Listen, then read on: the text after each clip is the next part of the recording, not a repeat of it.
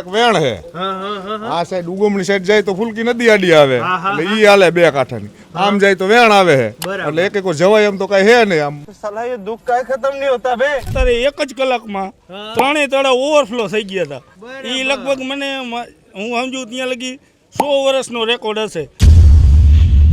વરસતા વરસાદમાં નીકળેલી યાત્રા આપણી અત્યારે બિલિયા ગામે પહોંચી છે. અહીંયા પણ ધીમો ધીમો વરસાદ ચાલુ છે, રોડ ઉપર થોડાક પાણી છે. આરબી ન્યૂઝની અંદર આપ સૌ લોકોનું હાર્દિક સ્વાગત છે ને હું છું તમારી સાથે રવિ બરાસરા.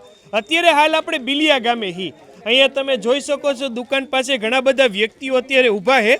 આપણે એમને પૂછવાના છીએ કે આ છેલ્લા 3 દિવસની અંદર પડેલા વરસાદની અંદર બિલિયા ગામમાં શું હતું, શું કાંઈ હતું, કેટલા પાણી આવ્યા, શું કાંઈ. તમારું નામ શું? પ્રદીપભાઈ. પ્રદીપભાઈ, આ વખતની હાઈટમ આઈટમ કેવી રહી?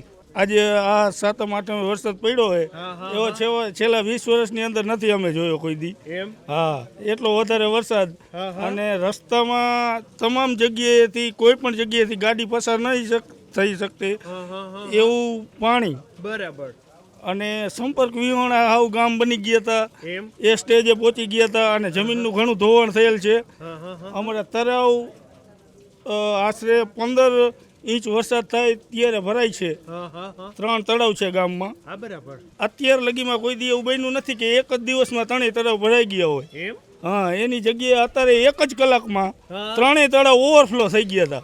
એ લગભગ મને હું સમજુ ત્યાં લગી 100 વર્ષનો રેકોર્ડ હશે કે એવું બન્યું હોય. હા, અરે તો ભાઈ તમારે તળાવ બળાવ ભરાઈ ગયા તો છલકાણા હતા, પાણી આવ્યા હતા ગામમાં પાણી આવ્યા હતા ને ઝાપા સુધી આવી જ ગયા હતા. એમ? હા, તો ઝાપેથી આવવામાં કે અહીંથી જવામાં કેવરાવતું હોય છે? કેવરાવે એટલે હાલીને જઈ શકો, બાકી ઓમ નો જઈ શકો, તમે વાહન નો જઈ શકે. એમને અત્યારે હયાત ગામની અંદર કેટલા લોકો રહે?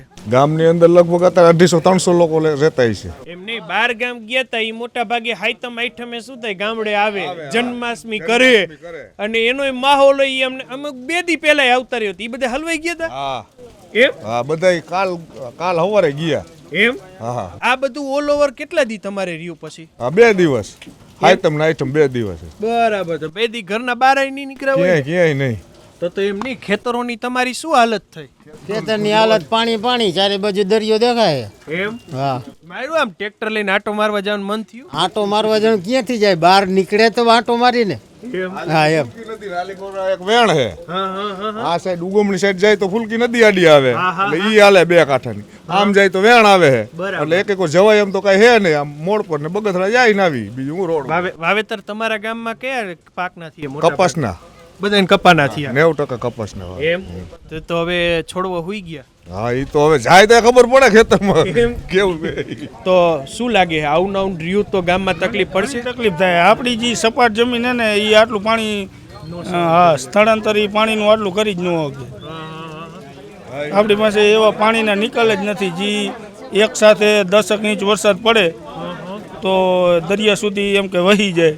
બધા ઉઈ ગયા પવન નહીં સાહેબ, કપા બધા આડા પડી ગયા એટલે પાછા સતત પાણી ભરણ કરે બરી ગયા હોય. બરી ગયા એવું બધું. અને મજૂરો અહીંયા જ ખેતરે હે કે આ બાજુ ગામમાં છે અમારા મજૂર બધા? એમ? હા, બરાબર. પેલી શેરીમાંથી અમુકને સ્થળાંતર કરે. મજૂરને અહીંયા પાણી આવી ગયા હતા. પેલી શેરીમાં આવી ગયા એટલે એ લોકો સ્થળાંતર કરી દીધા હતા. નિશાળમાં સાહેબે કીધું હતું કે તેને જે આવવું હોય ત્યાં આવી જાય. ચાવી નિશાળની આવી ગઈ છે મજૂરને રહેવા માટે અહીંયા, એટલા માટે સ્થળાંતર પાણી આવી ગયું હતું એટલા માટે. કારણ કે 2 દિવસ ત્યાં સતત 15 થી 20 ઇંચ વરસાદ પડ્યો હશે.